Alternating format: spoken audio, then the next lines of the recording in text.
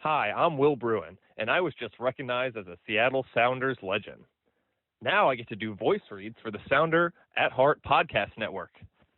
Here we go. Come on! Hey, O'Shan! Let's go! What a save by Fry! The Seattle Sounders have done it! MLS Cup winners! Here comes Rui Diaz through the middle to crown it for Seattle! And now they truly can start the celebrations. It's the Sounders MLS Cup. Nico Ladero leaves absolutely no doubt! The Sounders rule the region! Seattle Sounders is campeón! It's gone! They're gone! Finally! This feels fucking awesome. This is a tiny dog. Nice work on your little yacht thing. And Portland can't say shit. You know, what was the thought process in terms of who you decided to use and who you didn't? Ever since Sounder at Heart wrote a commentary that we didn't take Overcome seriously.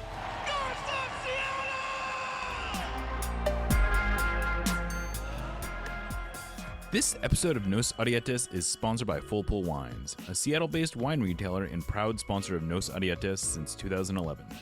Full Pull was founded in 2009, is based in Seattle, and is owned and operated by longtime Sounders supporters. They offer the best boutique wines of the world to members of their mailing list, with special focus on their home, the Pacific Northwest. Welcome to another episode of Nos Arietes, part of the Sounder at Heart podcast network, sponsored by Full Pull Wines, Hacks and Ferments, and our subscribers. We're recording on Tuesday, June 10th, 2025. I am your host, Jeremiah Shan. Joining me today is my co-host, Aaron Campo, and our producer, Lickett. Well, Aaron, this was been quite a week in many, many ways, but we are now approaching the Club World Cup, and it's funny to think, just a couple weeks ago, the Sounders felt like they were flying high and they were just soaring into this Club World Cup. There was felt like a pretty realistic path to them getting even with the Whitecaps at the top of the Western Conference. And yet here we are after two straight losses. The last one, a 3-0 loss at Vancouver. And it's not just the 3-0 loss. It's that Vancouver was missing 9 players, 7 of them starters. And then the rest of the guys had been sick all week. And this was, they were like talking about trying to get out of this game. And sure enough, it was the Sounders who didn't show up. Yeah, it's really hard to think of what to say about a game like that. And I think in a vacuum, maybe you just say, weird stuff happens over the course of an MLS season. But I think in the context of the last month or so of performances, it's really concerning. It's, I think obviously the scoreline doesn't necessarily reflect the actual game up until the sending off. The sendings off, I guess. Yeah. The Whitecaps were ahead 1-0 when Nuhu was sent off, but I didn't think they'd really been any better. I thought the Sounders looked capable of scoring, and I felt like if the Sounders got a goal, they were, good bet to get another one. That was a young Vancouver team that, played well. Like, I don't want to take anything away from them, but that game still very much felt in the balance when Nuhu got sent off. Yeah.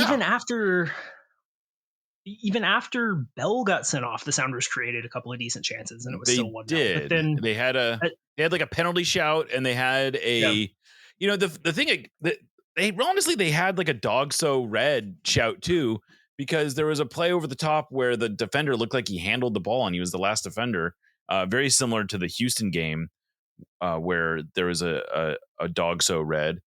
And it was interesting because I'm not going to blame the refereeing on this game. The Sounders shot themselves in the foot. They did not create enough chances. They own this game. But I also think it's fair to be a little frustrated with the refereeing in this one. Nuhu's red, stone cold. I got no issue with that. He gets beat. He takes a bad angle. He drags the defender down. He's the only defender back. That's going to be a red almost every single time. The John Bell one, especially the fact that it's like 3 minutes later, their feet kind of get tangled up. maybe, like, I don't know. I've been watching these replays and I realize you kind of see what you want in these. I don't know how obvious it is that he actually trips him. Like it looks kind of like he stumbles a little bit to me. I don't know, but either way, Christian Roldan looks like he's in a position to recover, and it feels to me like this is a classic situation you see many times where, look, I just sent a guy off. I don't need to send another guy off. And he didn't hesitate. He was like ready to pull the red. And then after that, he seemed to have no real interest in sort of like evening it up, I guess. Like not that you really want that literally, but I don't know. It's just a very frustrating refereeing game. And I don't, again, not to excuse the Sounders play. The Sounders played like dog crap. Like they didn't deserve points out of that game after everything that happened, but still frustrating. Extremely frustrating. Yeah, I think that I'm actually less convinced that the Nuhu call was as clear of a red card as everybody else seems to be. Oh, really? Yeah, I don't think that it's one that if it's called, you can complain too much. I do think that the angle there and the fact that there were players in somewhat in the vicinity that had an angle on the ball is enough for me to say I don't think it's cut and dried dogzo, but I'm willing to concede that one, right? Okay. The Bell one I think is just an awful call. I'm with you. I'm totally not convinced there was any contact, and that if there was contact, that it's clearly Bell's fault. And beyond that, I think that there's clearly another player in the neighborhood and capable of cleaning that up. I don't think it's a dogzo at all. I feel like that is a call that you see go against your team or not go against your team, that you see your team suffer the foul in that situation probably 10 times a year, that exact play. And I think maybe it gets called as a dogzo. And I think if it does, you feel like you got real lucky. So yeah, I think like it's very clear that those reds changed the game. The one on Nuhu, even though I'm less convinced, I think, than the consensus that it was a red card, I think it's a really awful foul that Nuhu can't be given up. I'm watching it again now, and I see what you're saying as far as there's like Reagan seems like he's in position to defend it, but honestly, that's kind of what makes it more annoying is that he doesn't need to drag him down there. Like he has to know that there is danger. It's a dangerous situation. Like he is potentially going to get a dogso red there. And he just has to know better than to do that. It's just, and he misplays it. That's bad. But then he just completely compounds the mistake by dragging down the attacker. I guess I can see how this wouldn't be a red. Like there's a world where he's far enough from the goal where, he's at a bad angle. He's not totally in on, like, I don't think he's actually, I guess to your point, if he doesn't get tackled and he cuts in, he's not just in, he's got to beat another defender still. So in that sense, you're probably right. It might not be like dogso is probably harsh there. I just am more annoyed at the kind of brain dead decision on Nuhu's part.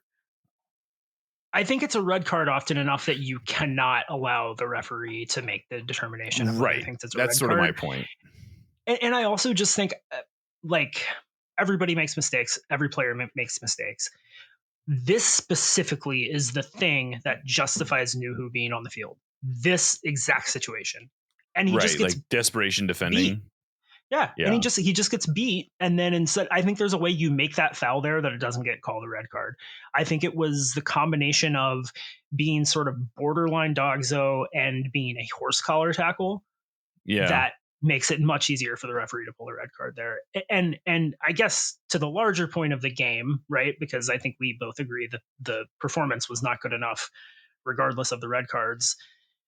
It was indicative of just that kind of bad decision making that this team frankly is too experienced to be making those kinds of decisions. I totally agree. Totally agree. Like this is a team. This is the strength of this team is supposed to be that they don't beat themselves. That's like they aren't necessarily the highest ceiling team, but they don't beat themselves. That's sort of that's their thing. And this game, especially, they just beat themselves. They really did. They didn't put any shots on frame. And I guess you go, oh, well, you play 35 minutes down 2 men. How many shots on how dangerous are you going to be? Well, okay, fair enough. But they played 50 minutes, 11v11, and they didn't put any shots on frame in those either. And they really only had a couple good looks. It was just a performance where it didn't feel like their heads were ever in it. And I think that there is something to be said about the distractions that are around this team, namely the distractions around the whole Club World Cup bonus thing. But I actually thought that Kalani Kosarienzi in the post game had some very astute observations, which is, yeah, this is a distraction. Yeah, this sucks, but we can't that can't be an excuse. We still have to go out. Yeah. We have to perform. This is why we're doing this. We're not like the bonuses ultimately are not that much. It's don't get me wrong. I'm sure these guys would rather have an extra $40,000 or $50,000 in their pocket than not, but that's not why none of these guys are doing this for that money. Like it's all about building towards something bigger and better. And to just throw away 2 games, seemingly at least in part because you were distracted, that's not like that. Let me be clear here. It's okay to be distracted. It's okay to be frustrated. It's okay to feel like you want to make a big deal out of this. I'm not diminishing the case that the players have, but you still got to go out and you got to perform. And I think that's kind of the point that Schmetzer was maybe not so eloquently making, which is, look, I think the effort was there, but the players are opening themselves up for this criticism by playing badly 2 weeks in a row. And they did play badly 2 weeks in a row. They played below their standards. And I think the other thing that's frustrating is like they had, the 2 games before that, they ground out these hard wins. They had beaten pretty good teams and they weren't necessarily playing great, but they figured out how to win. And then they played 2 teams who are, look, the Whitecaps are a very good team. This was not their A team. No. Minnesota's a pretty good team. I'm not convinced that Minnesota is that good. And they just made dumb mistakes. It's very, very frustrating. It is. It really is. And like that Minnesota game should have been a win. You should expect to beat that Minnesota team at home if you have the aspirations that you have. You should expect to beat that specific Whitecaps team or at least get a point, right? If you're playing the full meal they deal have to Whitecaps beat that team. Vancouver, they have to beat. They do. The Whitecaps game was basically a must-win game. From like, if you put it on paper that you're going to get to play the Whitecaps on full rest, they're coming off of an emotional loss. They got sick the week before, and by the way, their starter they're missing almost all their best players. You got to win that game. You really do. And you really do. But even if you're trying to be nice, right? Right. Yeah. Sure. But yeah, I think that the one of the main things that's really frustrating to me about these last 2 games especially, and it's a complaint that I have about the last, I don't know, 6 weeks, I guess, in general, but really the last 2 games are when it's actually cost them in terms of points, is that Minnesota is a team that sits deep and looks to counter, and they're extremely good at it, right? Yeah. The Whitecaps are a team who typically they do counter really well, but they don't sit deep. They obviously like a lot of possession. They have that kind of high pressing thing going on. But in this game, they just wanted to sit back. Yeah. They sat deep and they looked to counter, and they looked reasonably effective going forward, but they didn't look that good going forward. I think in both of those games, they looked good going forward after the red cards. I mean, they looked okay. I mean, they got a penalty and then a goal that was, a 22-yard strike where you don't have enough players to really close them out. But go on. Right. Yeah. I think that, and the Sounders as well have been a team that when they have looked their best, and this is not just this year, this is the last couple of years to me, they have looked their best when they are not looking to dominate possession, when they are looking to press teams when the opportunity is right, when they're looking to try to get out on the counter, when they're looking to go from front to back quickly, that's when they've looked their best. That's when they've looked their most dangerous. That's when they have had their best results.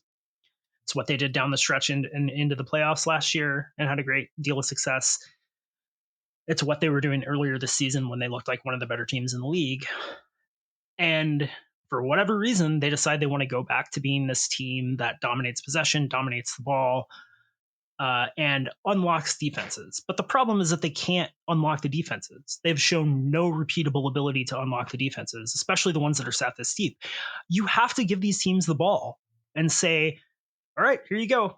Come at us. We are letting you have the ball. What can you do with it? Because they don't want the ball either.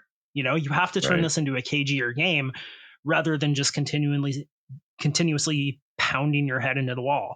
And if you're going to continuously pound your head into the wall, then one or two of your dribbly wingers, both of them ideally, should be trying to take on guys and get to the end line instead of doing a couple step overs and passing backwards. It's crazy. Like, that's why you go out and get a player like Pedro de la Vega. That's why you go out and get a player like Ryan Kent. But it seems like everybody is so terrified of turning the ball over that they won't try to take anybody on. They're just trying to get into the channels, but not by dribbling past anyone, by trying to work the ball into the channels. And it's just, we have a ton of evidence to suggest that they are not capable of being effective in the attack this way.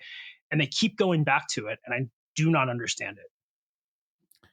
Yeah, it does feel like this was maybe a team who, like, I don't know if moving away from the 3-4-2-1 was a mistake, but it did feel like they were a little bit more aggressive sometimes in the way that they approached certain things. The 4-2-3-1 is, you know, like I like the thought of Kent and De La Vega as the wingers there, but and I suppose in theory that was the formation that would have worked with Jesus Ferreira as the number 9. But this was also a game that felt like it was calling for Danny Musovski. Yeah, absolutely. Yeah. It's, you know, I don't know. I don't quite understand the, I mean, I don't know. I guess there's logic. I don't want to say there's not logic to the Jesus Ferreira playing number 9 when Musovski is, you know, playing reasonably well. But yeah. And this was, Schmetzer admitted it was probably a mistake in hindsight, especially if, you know, seeing how Vancouver approached this game. But it's just, yeah, I mean, I don't know. Yeah. I don't know. It's very frustrating to be going into the Club World Cup and they're missing so many pieces. The fact that Jordan Morris gets hurt in the you know, in training the week heading into this game, it looked like he was going to be ready for the Club World Cup. That Yamar, apparently, it sounds like he may have suffered a setback as well, so it doesn't look like he's going to be ready for the Club World Cup. I don't know what's going on with Kim. I don't know if he'll make a miraculous return, but, you know, I think we're seeing some of the, you know, like John Bell's not a bad player, but he shouldn't be starting. Jackson Reagan, I think, is a very good player, but he needs like a real sort of like lock it down defender next to him. But then at the same time, like I thought Nuhu was mainly at fault for the first two, you know, for the first goal. And then of course the red card. He's not marking anyone on that pass into the box. Like, what's he doing there? Nuhu's out on the field to be your sort of, you know, like super, like the whole point of his whole value proposition is that he is a great defender, and he makes 2 massive mistakes in this game that cost the Sounders horribly. Right. Yeah. You know, and not just sorry to interrupt, but not just that he's a great defender, that he is a great defender in those specific situations. Right. His 1v1 defending is his last gasp defending. That's why he's in the lineup. Yeah. Well, it doesn't fill me with anticipation and hope going into the Club World Cup. I mean, it's hard to overstate how far from ideal the feeling is around this team right now, going into what should be a celebratory. Like, I don't think getting beat in the Club World Cup is the worst case scenario. I don't think going 0-3 in the Club World Cup is anything like the worst case scenario. The worst case scenario is that you just go out there and you just get absolutely embarrassed every game. And I don't think, I'm not going to say that's going to happen, but it definitely feels like it's on the cards. Like it's certainly one of the possibilities. We did our predictions last week, and I was a lot more optimistic then than I am now. Oh God. I'll say that much. And that was a week ago. So, I guess if you want some reason for optimism, the Sounders have kind of found a way to make midseason tournaments work as sort of a point to turn things around. Like the Leagues Cup was kind of the impetus for a turnaround last year. Having, a little bit of time away from the normal routine and a different kind of preparation and different opponents maybe is good for them. Maybe a little more freedom to experiment is good for them. I don't know. But I also think it's kind of grasping at straws to really consider that to be too much of a bright side. So that's kind of where we're at, I guess. Yeah. I mean, I would say that success for the Sounders at this, like, if like the Bear, like what they I would be satisfied if they're competitive in every game. If they go into every game feeling like they had a chance to pull out a result, I feel like that would pretty much quantify success at this point. Yeah. And if they get, I mean, getting a point would be great. Getting a win would be really quite amazing. And if they were to get out of the group, that would probably be the biggest like, in all seriousness, getting out of this group would be like the biggest accomplishment, the bigger accomplishment than winning CCL, maybe, which seems silly, but yet also feels kind of legit. More difficult, definitely. Yeah. Okay. Maybe more difficult. Not necessarily a bigger accomplishment. How much you care is, but I think too, if you're a team, good point. If you're a team looking for positives, I think it's pretty obviously something you would be able to hang your hat on. Because it's just, if you can get out of this group, it's you can't be a bad team, right? Yeah. And I don't think the Sounders are a bad team. I mean, at the end of the day, they are they're in 6th place in the West right now. Only not far out of second, right? 4 points out of third. Yeah, 4 points out of second. Yeah. This is a team that I think is clearly still capable of finishing in the top 4 in the West and as high as 2. Because I think that they are still capable of playing as well as they played earlier in the season. And if you compare this to last season, I mean, it's night and day. They're way ahead of where they were at this. Yeah. Yeah. At this point last season, we were talking about who the next coach should be, Right. It's true. Yeah. It's a completely different situation. They've still set themselves up reasonably well for a second half run, but I'm sick of talking about a second half run. Yeah. I'm sick of talking about, this team always figures it out down the stretch and they're always there at the end. The season's long as hell, man. Yeah, they shouldn't have. The season started in February and it goes until December. And you know what the thing is that 2 weeks ago we weren't talking like this. It just felt, and I don't want to overreact to a couple bad results, but they're the kind of bad results that make you rethink everything you thought. And the fact that they are like these injuries, we don't know when this team is going to be full strength. I don't know that we should expect. I don't know when this team is going to be full strength. I would think at some point they will. You'd like to think. I mean, none of these guys are out forever, but yeah, they're not going to be back during the Club World Cup. Right. And also, so maybe you go on a run after the Club World Cup, but it's just like they shouldn't be. We shouldn't be having this conversation. They should have another. They should at least have 3 more points right now than they do. And at least.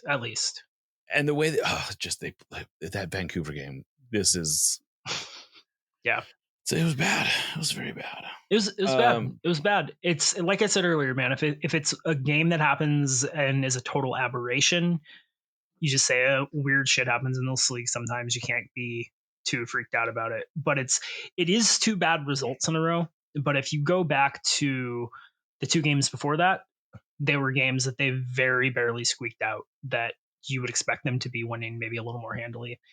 Before that, it was a pretty disappointing draw in Portland. Before that, it was getting smoked by LAFC at home. I don't like the last time I felt really good about a performance from this team was Houston, and that was against a 10-man opponent. Yeah, a 10-man opponent.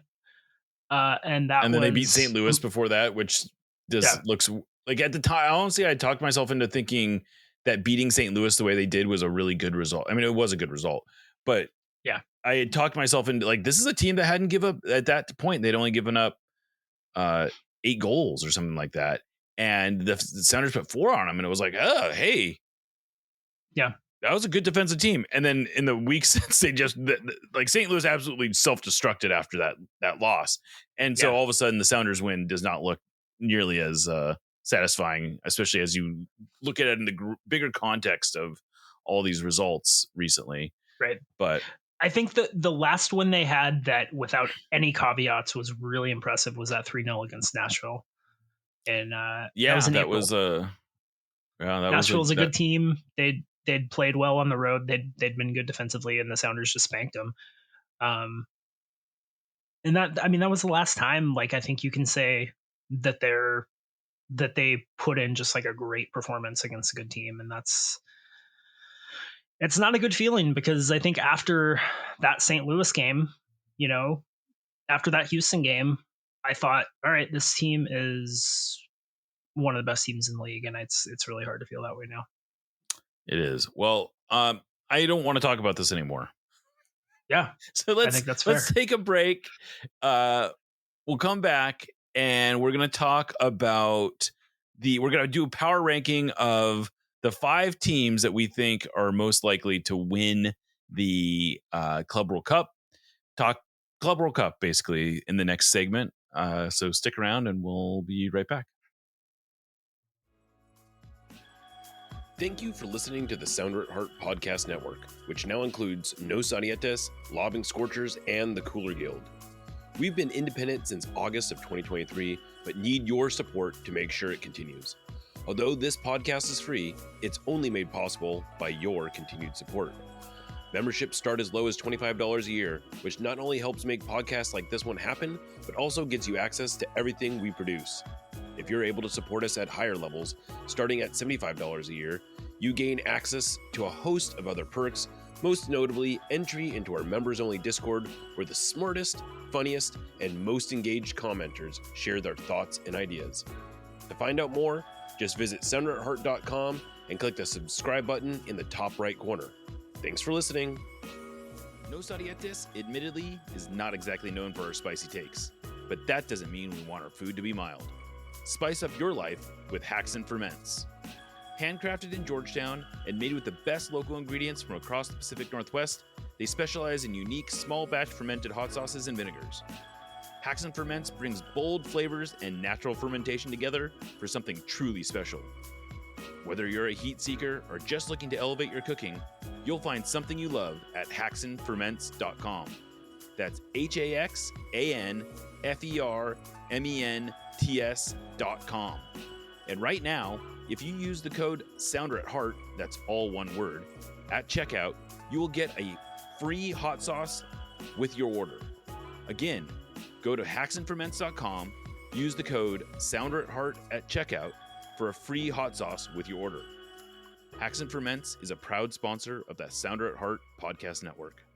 Sounder at Heart's Club World Cup coverage is being sponsored by Realtor Marnie O'Shan. Yes, that's my sister. With 20 plus years in marketing, business, and negotiation, and an MBA from UW, Marnie O'Shan helps homebuyers and investors make smart, informed real estate decisions. From first homes to 1031 exchanges and developmental deals, she offers expert guidance backed by financial insight and local market knowledge. Expertise in new construction and well-versed on all types of real estate, she'd like to talk to you about your goals and is here to help you move forward with confidence. While I'm obviously not an impartial observer, I can tell you that I have referred both friends and family to Marnie, and she's helped them get what they were looking for at prices they wanted to pay. You can reach her at marnieoshanhomes.com. That's MarnieOshanhomes.com, or email her at marnie@windermere.com. Welcome back to Nos Audietis. So we're just going to jump right into this. We're going to go 5, 4, 3, 2, 1 on our power rankings, because that's usually how we do it here. And we're going to basically give the teams that we think are most likely to win, not necessarily the best teams, but the teams who are most likely to win the Club World Cup, right? That's what we agreed. This is not a power ranking of quality as much as a power ranking of prediction, if you will. So, Aaron, I'll let you go ahead and start. Who do you got at number 5? Number 5, I have Real Madrid. This is not the best Real Madrid team by any stretch, not the deepest Real Madrid team by any stretch, but it is Real Madrid in a knockout competition. And they are still Real Madrid. So I think they've got a decent shot. I don't think it would shock anybody in the world. So I've got them at 5. Yeah. All right. Well, I have Real Madrid a lot higher in my ranking, which we can discuss later as we get to that. But at my number 5 team is oh shoot, where did I put it? You've got yours backwards. I do. All right, there we go. My number 5 team is Flamengo. That is a Brazilian team. I am really high on the Brazilian team's chances here. And I'll tell you, and so basically I put 2 Brazilian teams in my top 5, spoiler alert. And basically I ranked them in the order that I thought which one was the better team. But Flamengo, I think this is my thing with the South American teams. They're in mid-season right now. I think that's potentially a pretty big bonus for them. They are not far into their season. They're not at the beginning. This is like mid-season for them.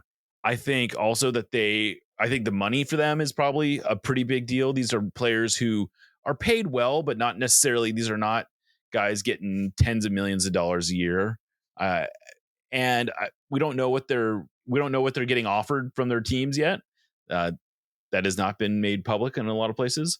But my suspicion is that it's going to be worth their while.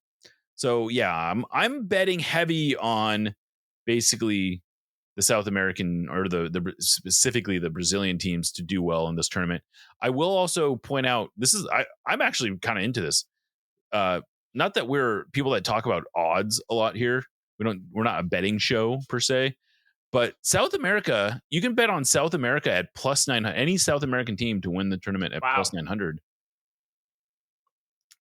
Europe, heavy favorites, minus 1,000. Yeah. So that would mean you'd have to bet $1,000. So it's like 1 to 10 odds, essentially, is what you're talking about there.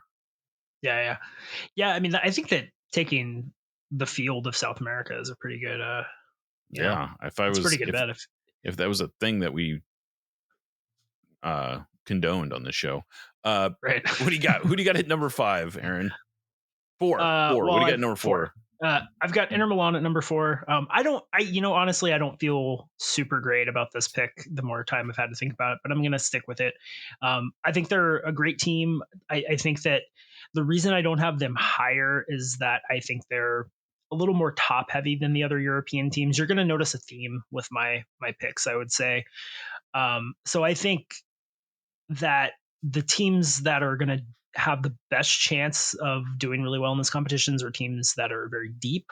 And Inter Milan is obviously deeper than any of the South American teams, any of the MLS teams, any of the Asian or African teams. But compared to some of the European teams, they're not quite as deep. But that top end is really, really good. And, I don't think the European clubs are going to be taking this competition quite as seriously as any of the other confederations, but I do think for a team that just lost in the UEFA Champions League, maybe there's a little extra motivation. So, that's my number 4. Yeah, I'm not gonna. Well, I will say my concern with Inter Milan is mainly, I guess they were like one of the oldest teams in all of Europe last year. That's a great point. Yeah. So I don't know how, like, I'm not as high on PSG in this tournament. I think neither one of us are. I don't think either one of us have them as our top team, even though they are by any reasonable metric the best team in the world right now. And mainly, I think it's mainly because this is so close. It was only 2 weeks ago that they played in the Champions League final. So, and Inter Milan, I think, was playing, didn't get to like just cruise in either. Like they actually had to like be. No, I mean the Serie A came down to the last day. Yeah, and, so like I just don't think I'm skeptical Inter Milan's going to be interested, frankly. But yeah, that's fair enough. It's fair enough. My number 4 team, again on the same metric, is Palmeiras. They are the other Brazilian team right now they are really kind of a more defensively stout team. They give up less than a goal per game. They don't exactly light it up on offense, but this is a team that's going to be able to grind out a lot of results. And again, I just really like, if I have to, like, I just really feel good about the way that especially the Brazilian teams are coming in. Now, the Argentinian teams I'm not as high on, in part because they're in their break between the two tournaments. They do a Clausura and Apertura setup there, and I guess I'm pretty sure they're between tournaments right now, and they would be normally getting ready to start. This is like their preseason essentially. Their normal preseason would be right around now, and they would be normally getting ready to start their season right around the time that this tournament ends. So I don't know. I maybe I'm over indexing on this stuff, but I got Palmeiras. Yeah, it's my number 4. For my number 3, I've got PSG. You touched on this a little bit. I think for one, you're right that maybe there is less motivation for them than for any of the other European clubs. Although, this would be technically a quadruple, I guess, for them. I mean, I think there's and I think there's motive. Like, I also think that they are their ownership. If I understand the politics of all of this, and correct me if I'm wrong, but my impression is their ownership has sort of been on like the FIFA side of the equation when it comes to sort of like all the, like the Super League stuff and the, they just seem to be very much like buying. I could see them buying into this project, I guess is what I'm saying. Yeah, that's fair enough. I think that they're definitely in the conversation as the best team in the world. And I think the consensus pick, you could probably make a case for other teams, but, I'm not super interested in doing that. But I do think that when you compare them to maybe some of the other teams that I have ranked a little higher, I don't think they have quite as much depth. And I do think they're likely to be tired after this season.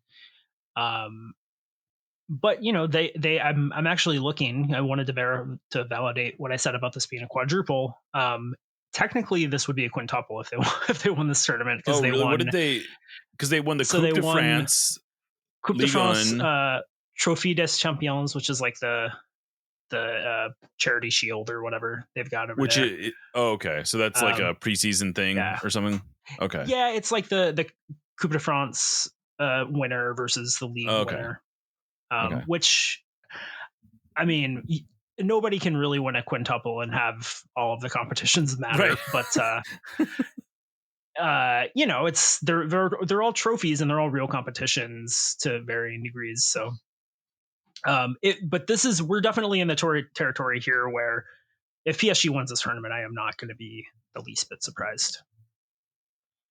Yeah, I would agree with you there. So I don't have really a whole lot to add about PSG, except for I've enjoyed doing some or learning a little bit about PSG. And one of the things I learned this week is that PSG is like like I've always wondered this, like, why is PSG like the only club in Paris? It doesn't seem like, it seems like there should be more and it turns out there is another relatively high Paris level FC. club in Paris FC.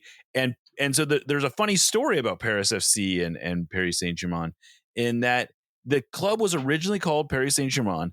The city council of Paris told them, look, they needed some money from the city council, and the city council said, sure, we'll give you the money, but you got to change your name to Paris FC because we don't like the Saint-Germain deal. And Paris Saint-Germain said, nah, we're not going to do that.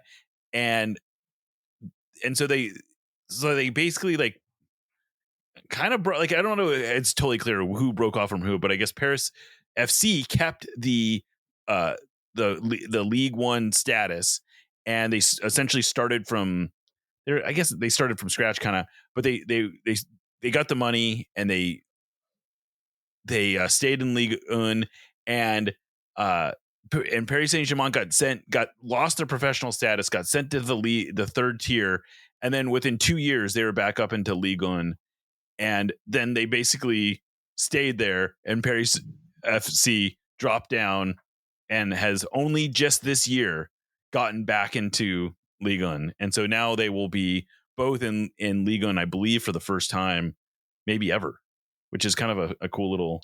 Yeah, I think that's true. Yeah, Paris FC is a great if you want to do a career mode and FC 25 or what have you. They're a great team to pick to do that with.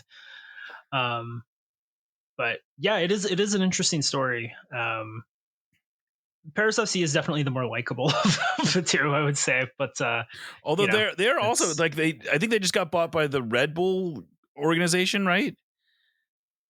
They're owned by Louis partially Vuitton. owned, yeah.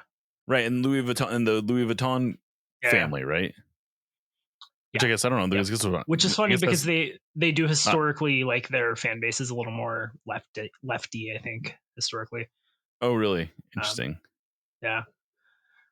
But anyway, yeah, it is an interesting thing. It is kind of funny how like all throughout Europe, there are certainly like countries where the biggest club by far is in the big city, which is obviously the case with PSG, but like they're the only club, or the biggest club is from second or third tier city. It's an interesting wrinkle, right? But all that to say is PSG is also your third place team, correct? Yes, they are. I forgot to mention that's part of why I went on that aside. But anyway, so what do you got at number 2? At number 2, I have Bayern Munich. Bayern Munich's. They're Bayern Munich, right? Like we're kind of at the point where there's just really not a whole lot to say. They're always one of the best teams in the world. They have no competition in their domestic league. I guess last year they didn't win the title, right? But 2 years ago, most recent season they dominated again. I guess, yeah. Correct, yeah, but it was 2 years ago. I guess it is 2 years ago now. You're right. Yeah. So they can be beaten occasionally, but they've won a ridiculous number of titles. They have a lot of European titles, of course, or a lot of European hardware as well. Deep. They've got the star power at the top. They've got a lot of really good young players. They're an easy pick, I think, if you're just looking to nail the winner. And I've got them at number 2. Yeah, I had them at number 2 as well. It just feels like a club that will take it serious, that has the talent. It's funny, we didn't even really talk about the draws of any of these teams, but I don't really get the impression like none of these teams are I don't think in particularly tough in groups like that we would expect them to struggle to get out of their groups. I don't Yeah. think. I mean, PSG is maybe the one that's like has the toughest go. But I think they're that's fair. going to get out of their group. I don't think they're going to have any trouble getting out of their group. Yeah. So number one, who do you got at number one?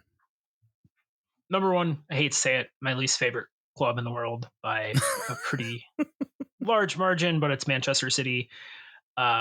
They could probably play their fourth team and have a pretty good shot at making a deep run in this competition. They're extremely deep everywhere. They've got exceptional high-end talent. Pep Guardiola is incapable of not taking something seriously. This man got in a fight during the MLS All-Star game. Sure did. So yeah, they're my pick. I hope that they don't win. I'm on record as not caring about this competition at all, but I hate them so much that I am actively hoping they don't win. But I think that they're the best bet. I wouldn't say I think Manchester City is going to win, but I think they are the most likely team to win. Yeah, I did not have Man City in my top 5, and I don't know that I can really justify that from a. I mean, I guess because I went with the South American teams, but I went with Real Madrid, and part of why I went with Real Madrid has a lot less to do with the talent or the players or any of that stuff. It's just that this is a club that collects trophies like they're going out of style. This is a club that just wants to win everything, and they want to be first, and they want to, they just love winning. And I just think that if there's one club out there that's going to treat this like a big deal and has a combination of talent, it just feels like it's Real Madrid to me. Like, this is a team that it is a cool, and I will say it's a cool trophy. So that's something. I don't know that the players themselves are that motivated by the trophy itself. By the way, it's going to be fascinating to see when whoever wins this thing gets to pick it up and do the trophy raise. It's a beast, and yeah, and it has moving parts, and there's some real potential for comedy, I guess, is what I'm saying here. Yeah, I mean, I guess the upside to City winning would be they could drop it on Pep or something. That would be pretty good. Yeah, exactly. See? Yeah. You found when God closes a door, etc., and so forth. Exactly. Well, anything else about the Club World Cup? It's funny. We did a Club World Cup preview with Chard and Charlie Boehm yesterday, and give you a little peek behind the curtain.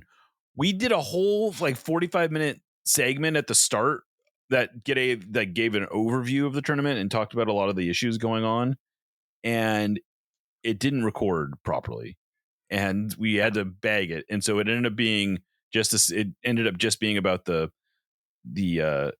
group that's being played in Seattle and the Sounders group, and I don't know how compelling that was, but do you have any other Club World Cup observations you want to make?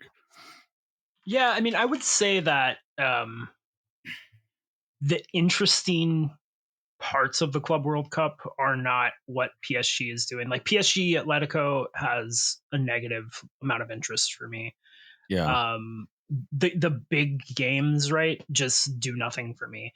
But games like River Plate versus Urawa Red Diamonds, I'm going to that game. Palmeiras versus, I would love to. I can't go just because of the timing of it, but that was like the game that I was actually kind of most excited about. That'll be interesting. Palmeiras Al Ahly should be interesting.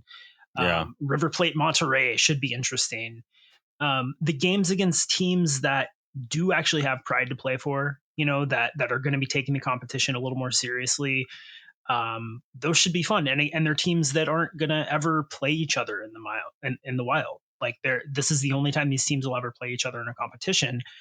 And that is like the promise of a competition like this to me. Like, that is the thing that makes it interesting. And I think the fact that is a complete afterthought to FIFA sort of underscores why I think they have blown this tournament so completely. why they just don't really understand their product and what they're trying to sell. I would say that's been kind of one of the thing that's I think is going to be fascinating during this tournament is just to see how it evolves and what we sort of end up walking away from, what we really get out of this tournament. Because it does seem like FIFA doesn't really like. I understand the sort of meta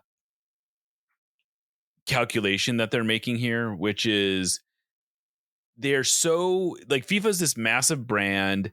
They make a lot of money off the World Cup, but that's really that's how they make their money for the most part. Other than grift or whatever.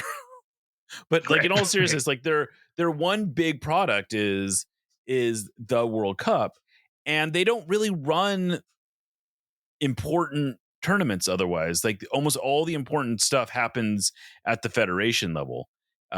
UEFA especially is running a lot of these big valuable tournaments, and this is sort of FIFA's play to bring something important on the club side to their offering, to their to what they do, and to the degree that you can buy into FIFA's mission, which is, they distribute a lot of this money to the smaller countries in the world, the smaller federations. Like that does happen. They, it's like, obviously the guys at the top are getting rich and whatever, but like, it's not like the most useless, endeavor that they're going through.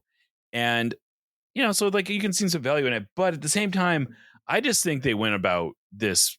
They approached this tournament all wrong. I just think that they blew the buildup. I think they spent way too much time, like so much of the coverage of this tournament early on, like from 2023 when it was first really formally announced to really the start of 2025. Almost all the coverage about this tournament was focused on two things. One was they couldn't sell the broadcast rights. No one wanted to pay their asking price for the broadcast rights. They were way more focused on getting a set amount of money than they were finding the right partner.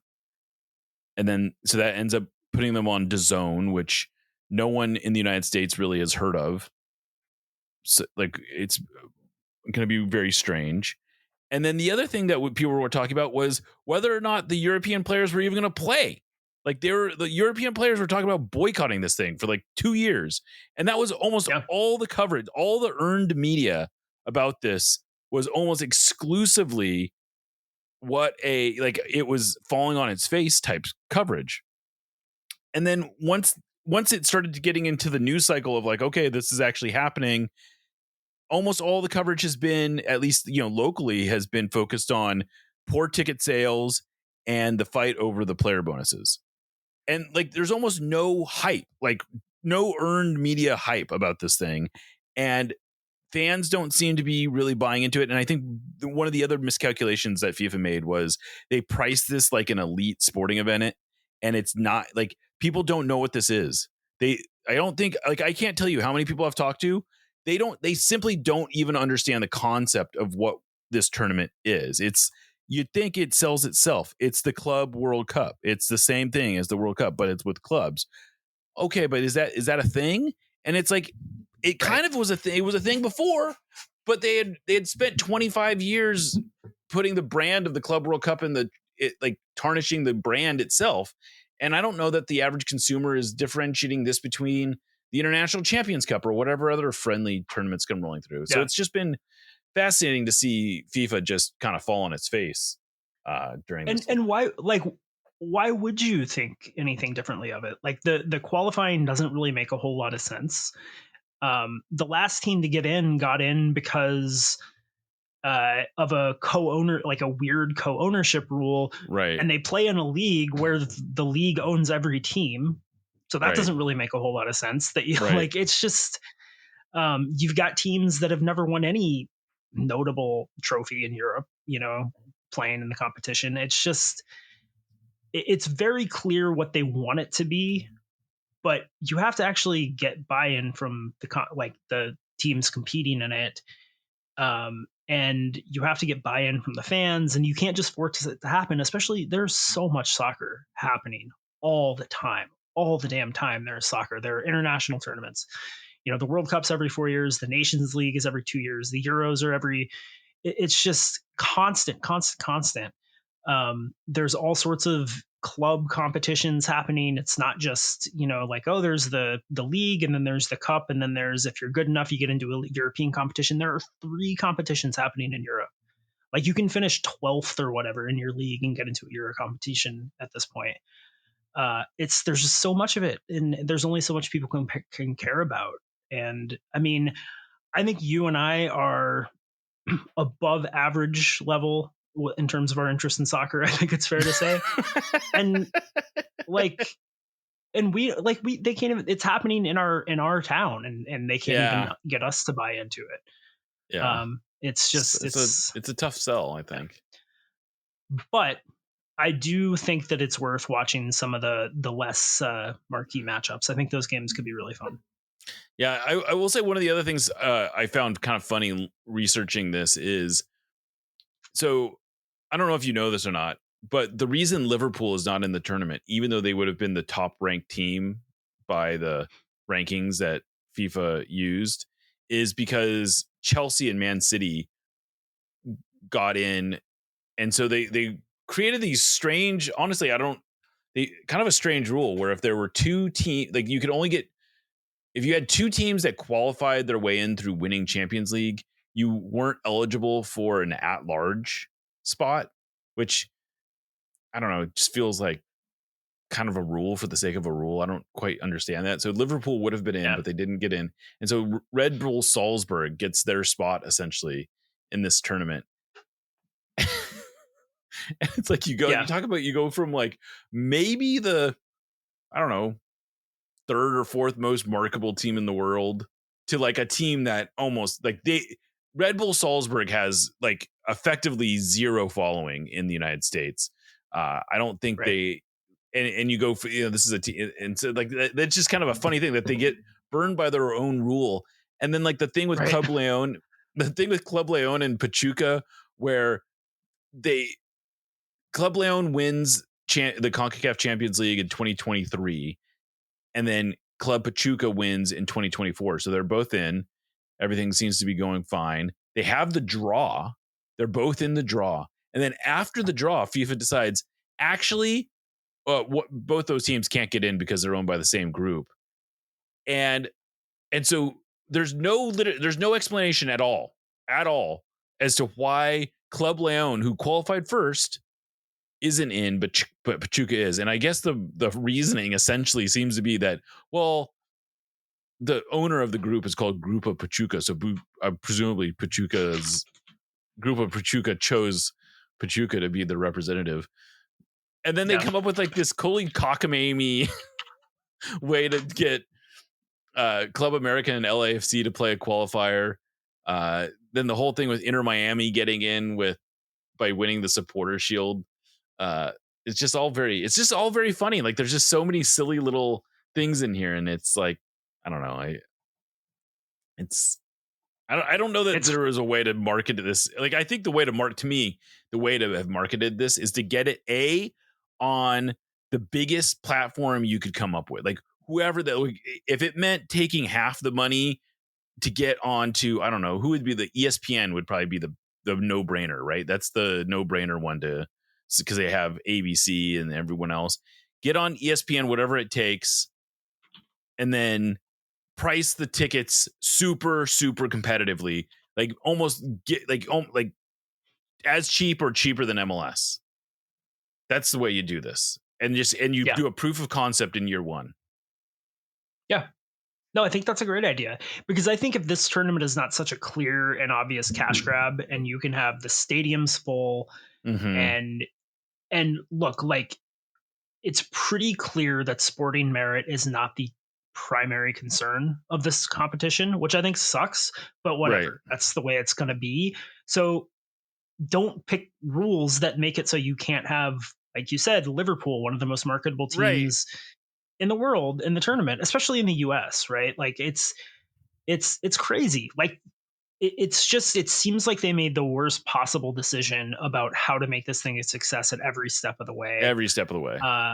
And I guess to a certain extent, they couldn't have predicted that the economy was going to be what it is and people would be cutting back on spending. But like, they've known that for a little while. I feel like they've known that since before prices were determined. And I don't know, man, it's a mess, and they deserve it to be a mess. Like, it's really hard for me to see this competition surviving in anything like this form past this year. I don't see how it happens.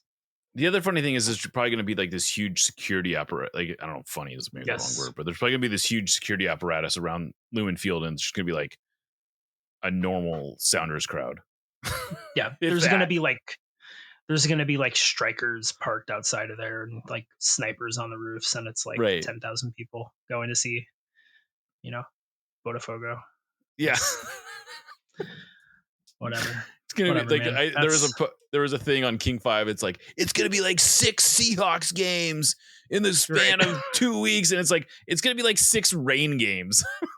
Like not to slag the rain, or maybe 6 Sounders, but it's like it's gonna be like not noticeable on traffic.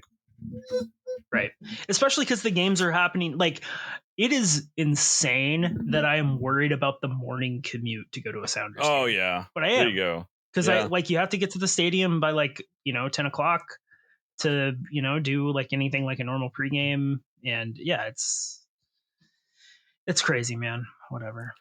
Yeah. All right. Well, that's probably we did enough. We've done enough on this, Aaron. Yeah. So thank you. Thank you to our sponsors, Full Pull Wines and Hacks and Ferments, and of course, thank you to our subscribers for making this all worthwhile. I'll also give a special shout out to my sister, Marnie O'Shan, who is a realtor and is sponsoring our World Cup Club World Cup coverage. So that's kind of a cool little thing. If you need a house or whatever, you can call her up, email her. She'll help you out. She actually just, a true story, she just helped a friend of mine find a property in Olympia. So, I can vouch for her bona fides. Yeah. Anyway, all right. Well, Aaron, it's been a pleasure hanging out with you, but we should call it a night. Yeah. Thank you to everyone listening to No Study at This. I'm Jeremiah Shan, signing off for Aaron Campo and Lickett. This is No Study at This, and you'll never get alone.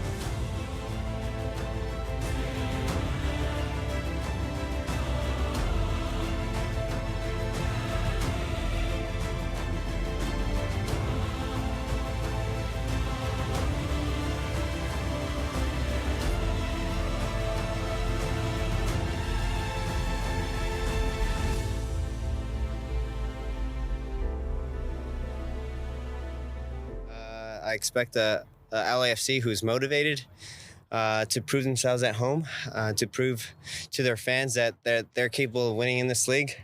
And it's up to us to really brew in the party. I feel a lot better than Bob.